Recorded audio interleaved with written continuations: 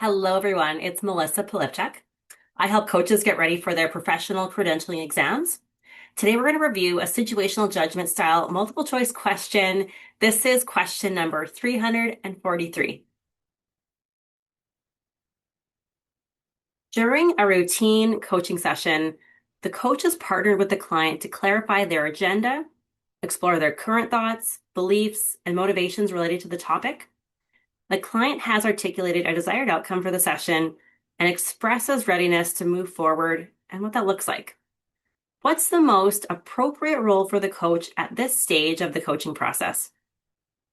Option A, continue partnering with the client to deepen their reflection and invite them to consider what's important to them. B, support the client in translating their desired outcome into specific next steps by asking questions to ensure they have a SMART goal. C, offer a few possible approaches that have supported other clients in similar situations and invite the client to consider whether any of these strategies resonate. D, evaluate which potential next steps would be most effective for achieving their desired outcome before the client commits to action.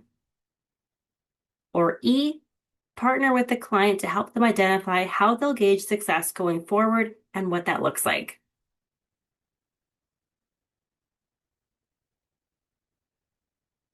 So in this question, it states the client has clarified their agenda, has explored beliefs, motivations, also has a desired outcome, and they express readiness to move forward. So we want to be thinking that this usually involves helping the client translate insight into a clear way forward. So coaching competencies that are specific to this question include supporting client goal setting, helping them translate insight into action or a go forward way, supporting self-efficacy, so encouraging clients to define specific actions they believe they can take, and client-centered partnership, maintaining our role as the coach as facilitator rather than being the expert. So let's look back at the response options and take a look at what's all going on. So in option A, continue partnering with the client to deepen their reflection and invite them to consider what's important for them. So this response keeps the session in reflection and exploration. This has already occurred in this scenario. The client has already explored beliefs, motivations, they've clarified their outcome. Remaining in reflection might stall forward movement.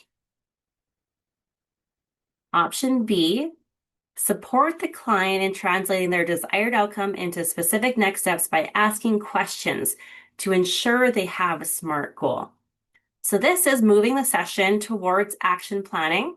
It's maintaining some client ownership. It's using coaching questions rather than advice, supporting clarity, keeping in mind this is ensuring they have a SMART goal. So that is the coach imposing a framework that they wish to have the client identify. Option C, offer a few possible approaches that have supported other clients in similar situations and invite the client to consider whether any of those strategies resonate. So this option includes coach-generated solutions. Even though the client's invited to choose, the coach is still suggesting strategies, and that's shifting coach into the expert or the advisor role. Option D, evaluate which potential next steps would be most effective for achieving their desired outcome before the client commits to an action. This is placing the coach in an evaluative or expert role, determining what's most effective. So we want to keep the coach away from judging or evaluating for the client. And option E, partner with the client to help them identify how they'll gauge success going forward and what that looks like. This is maintaining client autonomy, allows the client to define their own markers of success, and also serves as clarity about what progress looks like to the client. And it keeps the coach in a facilitative role rather than a directive role. Most importantly, the coach isn't imposing a specific goal-setting framework. such as SMART goals.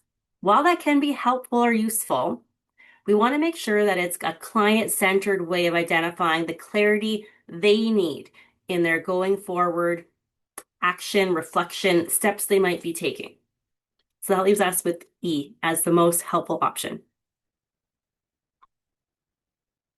So if you're looking for more support, I have many options for you. First option, I'll pop the link below. If you want to like and subscribe to my YouTube channel, you'll get early access to more questions being reviewed just like this. Secondly, I'll pop the link to my website. If you're looking for support, I have a study group that gets together in a cohort-based format to prepare for your coach credentialing exam. I also have a self-paced virtual course with a full video library, as well as 4 timed practice tests to help you apply your knowledge of the coaching competencies to situational judgment questions just like this. Thanks.